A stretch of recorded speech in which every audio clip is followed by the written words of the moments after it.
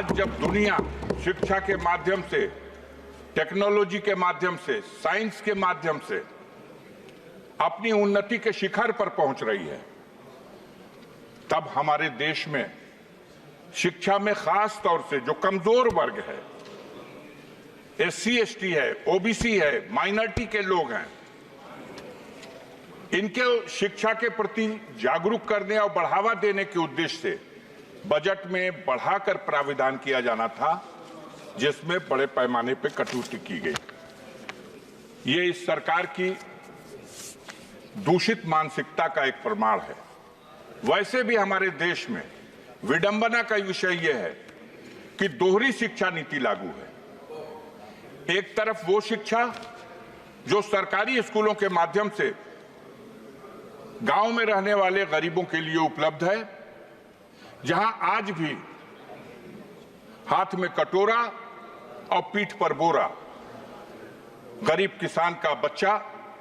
स्कूलों में जाता है तो क से कबूतर, ख से खरहा और ग से गधा पढ़ाया जाता है।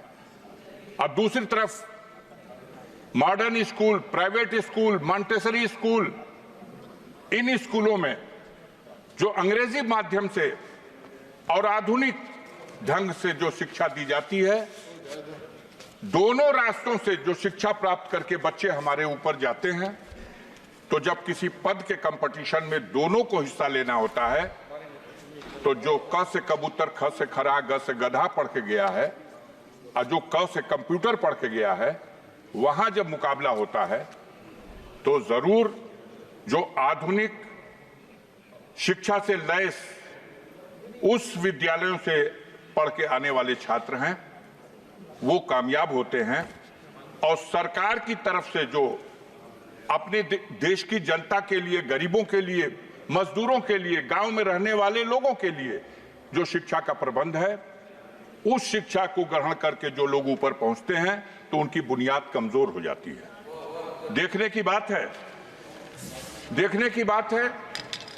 कि ऐसी स्थिति में सबसे जरूरी था कि हम दोहरी शिक्षा नीति को कैसे समाप्त करें, कैसे संतुलन बनाएं। जो प्राइवेट स्कूलों की शिक्षा है वो इतनी महंगी है कि एक गरीब आदमी तो अफोर्ड कर ही नहीं सकता, एक मध्यम वर्ग का आदमी भी उनके बच्चों को 2 में, 3 में, 4 में, 5 में पढ़ने के लिए 2,000 रुपया महीना, 5,000 रुपया महीना, 4,000 रुपया महीना, और बड़ी ऊंची शिक्षा ग्रहण करने के लिए तो कोई साधारण किसान, कोई गरीब, कोई गांव का आदमी अगर अपनी हैसियत को भी बेच दे तो वो अपने बच्चों को डॉक्टर नहीं बना सकता, अपने बच्चों को उस तरह की शिक्षा नहीं दे सकता जो उसके लिए एक सपना है। मानवर, आपके माध्यम से इस सदन में हम आपसे ये अनुरोध करना चाहते हैं कि हमारी सरकार को दोहरी शिक्षा नीति को समाप्त करने की दिशा में पहल करनी चाहिए। और सरकार का ये बजट,